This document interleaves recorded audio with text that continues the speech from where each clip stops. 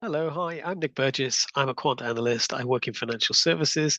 Today, I'm going to talk to you about credit default swaps. I'm going to share my screen and I'm going to take you through a few things. So give me 1 second.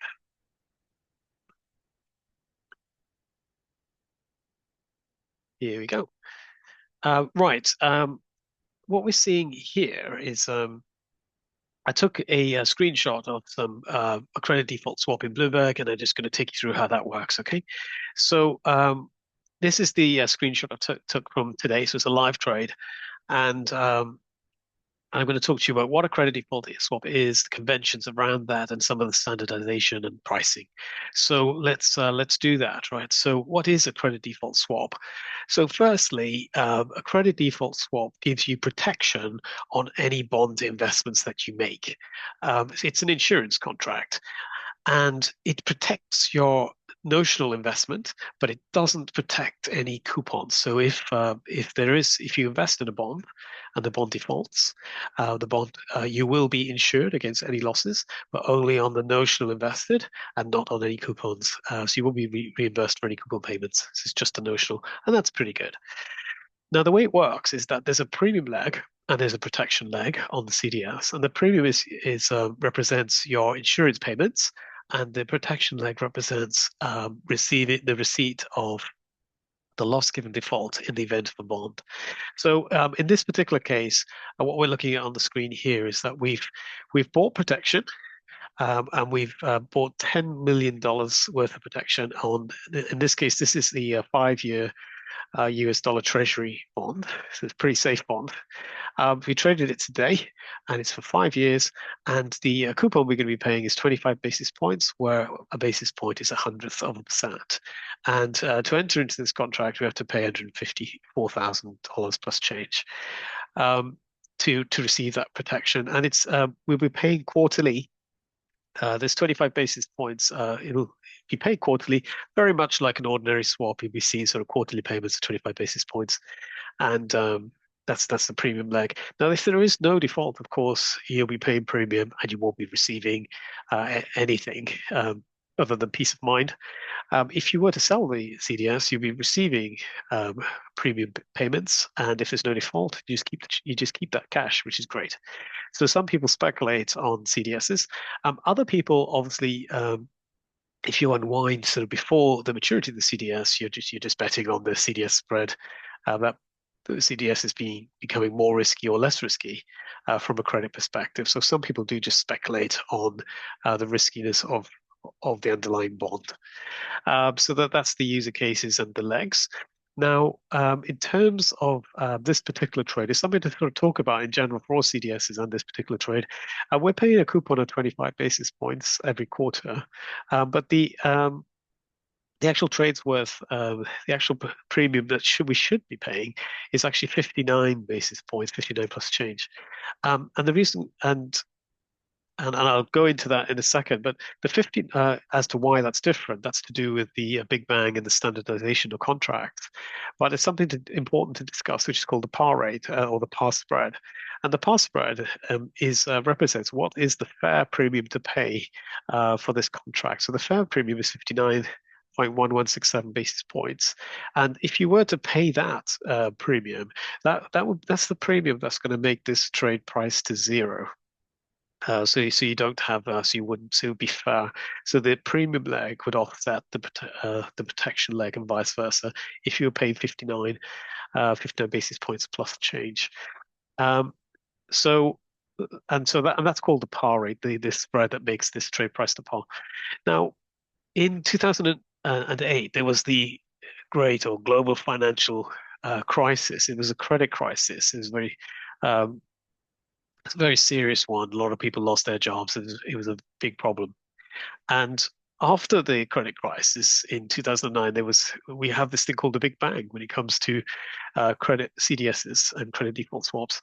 And the Big Bang, what it specifically is referring to is that after the after there was a big meltdown in the credit markets, contracts, people couldn't exit their contracts because CDS contracts were always very bespoke. They would be tailored. Um, the every contract was slightly different, would have a slightly different coupon, so that people would be paying the par spread at the time of the trade. And so trades were always trading for zero upfront, zero cash upfront. So both legs were designed to be offsetting in the old regime. And that was great because you didn't have to pay anything in to enter your contract, and it was always at a fair value, very much like interest rate swaps. Now, after the Big Bang in during the credit crisis, people couldn't find people to they couldn't find a counterparty. So you'd have this bespoke trade, and everybody had a slightly different bespoke trade with a slightly different rate, with a slightly different set of dates and slightly different coupons. It was all slightly different and bespoke and tailored. And what that meant was, if you were looking for a counterparty that was willing to enter that particular exact specific type of trade, it was quite difficult. And if you did find a counterparty that was willing to sort of take on the other side of the trade, they would normally do so for if you only if you compensate them or made the trade more favorable. So the bid offer spreads became quite wide sometimes. It's very difficult, very illiquid, and very difficult to find a counterparty. And so after the Big Bang, when everybody was trying to get out, they realized ISDA realized that was a big issue, and they decided to standardize contracts. And what did that mean? It meant that whenever you trade a CDS now, after the Big Bang 2029, all the contract dates have moved to IMM dates. And I've said on here nearly IMM dates. And what I mean by that is IMM dates are typically the third Wednesday of the month. Um, and that's not what we have here. We've got all CDSs trading on the 20th of the month. So it's something very similar to IMM, but not exactly IMM. So and the premium leg plays quarterly. And so what we find now is that all contracts have been standardized so that coupons start on the 20th of March, 20th of June, 20th of September, or 20th of December, those 4 dates. You always start your coupons on those dates and you always end. Your contracts always mature on those dates.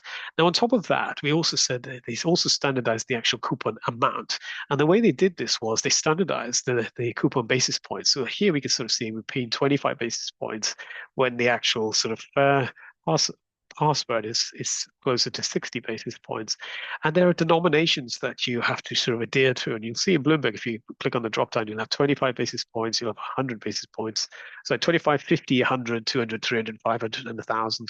So you've got really sort of very smooth incremental coupons specified in basis points, and you have to trade in those denominations. So what it means is that the actual coupon payment amounts on the premium leg and the coupon dates, they're highly standardized, and it's very easy to find an offsetting trade.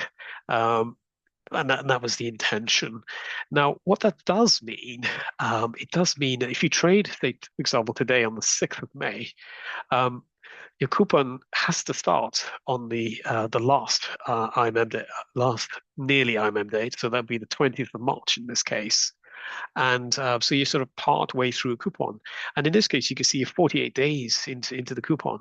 And because of that, someone's paid the premium leg on the 20th of March, and they pay the premium for you in full.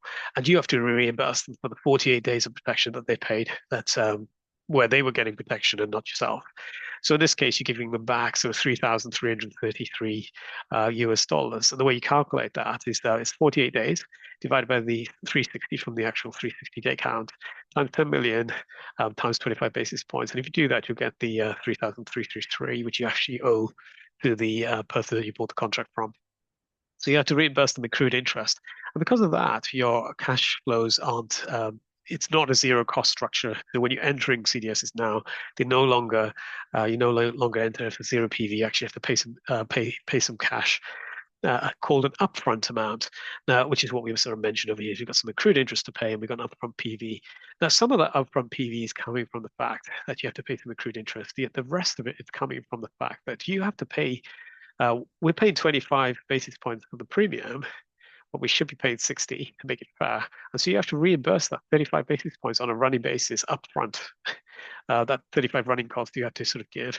The 35 basis points for 5 years on a quarterly basis discounted comes back to this is what's going to bring you back to this 154,104 US dollars. So what we've got here is that this is the clean price, accrued interest. If you take off the or add on the accrued interest, you'll get this 157,437, which is a dirty price. So they're pricing very much like sort of feeling like it's pricing like a bond, um, which um, which is very standard now. So in summary, credit default swaps, they provide protection on an underlying bond.